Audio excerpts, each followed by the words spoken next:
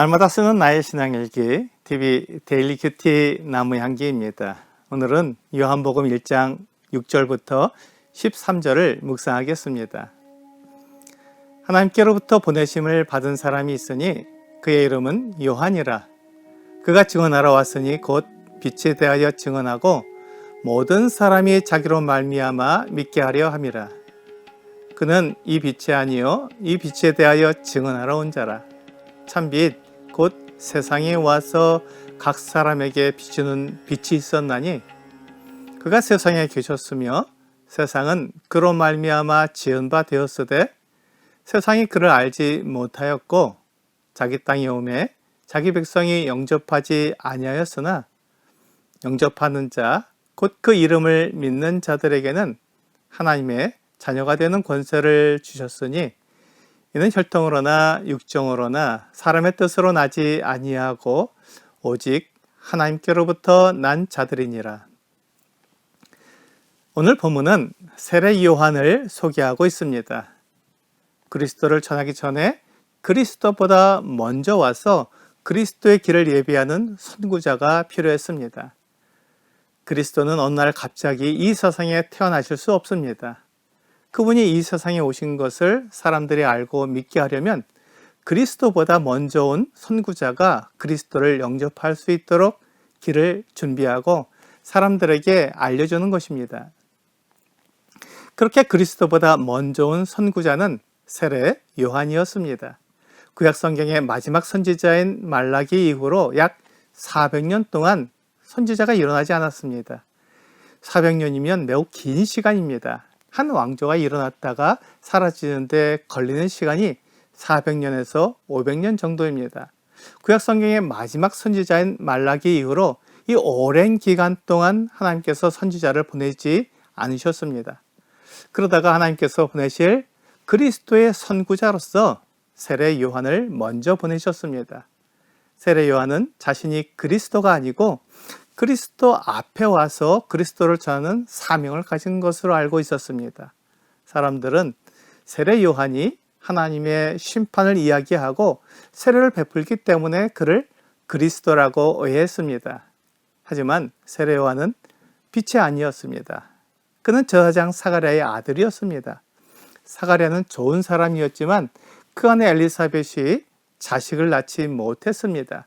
그렇게 자식을 낳지 못한 채로 살아왔는데 어느 날 사가랴에게 천사가 임해서 아내 엘리사벳이 아들을 낳아줄 것이라고 말해 주었습니다.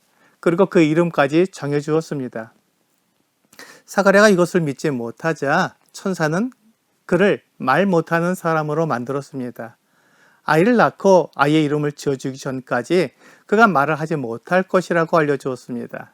세례 요한은 그렇게 사가랴와 엘리사벳의 자녀로 태어났습니다. 그는 하나님의 아들이 아니었고 그 빛이 아니었습니다. 그는 그 빛에 대하여 증거하러 온 사람이었고 그로 말미암아 믿게 하려는 사람이었습니다. 요한은 이 부분을 명확하게 할 필요가 있었습니다.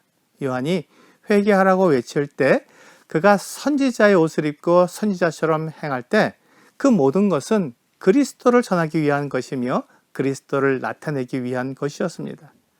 사람들이 요한을 주목할 때 요한은 자신의 메시지를 통해 그의 뒤에 오실 그리스도를 전하는 것입니다. 사실 세례 요한은 그리스도의 처음 시작을 준비할 뿐 예수 그리스도께서 사역을 시작하실 때 죽임을 당했기 때문에 그 삶을 통해 그리스도를 전할 수는 없었습니다. 하지만 세례 요한으로 인해 그리스도의 시작이 준비될 수 있었던 것은 그의 사명을 잘 감당한 것이라고 볼 수 있습니다. 이제 참빛이 이 세상에 오셨습니다. 예수 그리스도를 참빛이라고 칭한 것은 사람들이 어둠 가운데 있다는 것을 드러내기 위한 것입니다. 사람들은 하나님께서 주신 목적을 제대로 수행하지 못했습니다. 하나님은 사람들을 하나님의 영광을 나타내는 대리인으로 지으셨습니다. 그런데 사람이 하나님을 배반해 이 목적을 잃어버렸습니다.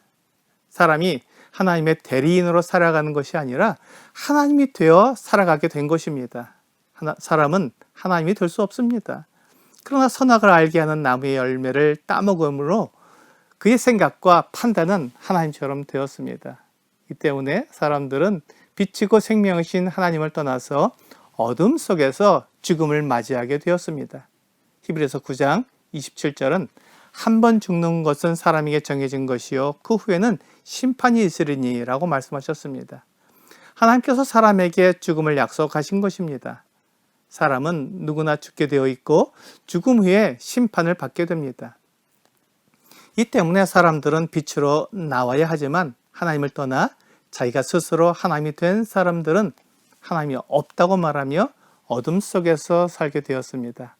이 어둠에 사는 사람들에게 빛이 비친 것입니다. 어둠에 살던 사람들은 이 빛을 보고 빛으로 나와야 했습니다. 그들은 어둠을 버리고 빛을 받아들여서 생명으로 살아가야 했습니다. 하지만 어둠에 사는 사람들은 이 빛을 알아보지 못하고 빛을 거절했습니다. 이것이 사도 요한이 이 복음서를 쓴 이유입니다. 사람들이 그리스도를 알아보지 못하고 거절했기 때문에 그들에게 그리스도를 소개하고 그리스도를 영접하도록 안내하는 것이 필요했습니다. 요한은 예수님이 하나님의 아들이시며 그분을 믿어야 우리에게 생명이 있다는 것을 알려주었습니다. 예수님께서 하나님의 아들이시고 이 세상의 만물을 지으신 창조주이시지만 사람들은 예수님을 알아보지 못하고 영접하지 않았습니다. 요한은 만일 예수님을 하나님의 아들로 나를 구원하실 구원자로 믿고 영접하는 사람은 하나님의 자녀가 된다고 말했습니다. 그는 어둠에서 빛으로 사망에서 생명으로 옮겨지는 것입니다. 이것이 하나님께서 사람들에게 하신 생명의 약속입니다. 전에는 혈통적으로 이스라엘 사람으로 태어나야 하나님을 믿을 수 있었지만 이제는 혈통에 의하지 않고 믿음으로 생명을 얻습니다. 전에는 한 사람이 하나님을 섬길 각오를 하고 율법을 지켜서 하나님의 백성이 되었지만 이제는 오직 하나님께서 약속하신 것을 믿는 사람들이 생명을 받는 것입니다. 오늘의 적용 질문을 보겠습니다. 당신은 어떻게 하나님의 자녀가 되셨습니까? 저는 하나님을 잘 알지 못했고 인생의 목적도 없이 살았기 때문에 하나님이 계신 것도 하나님의 아들이 이 세상에 오신 것도 알지 못했습니다.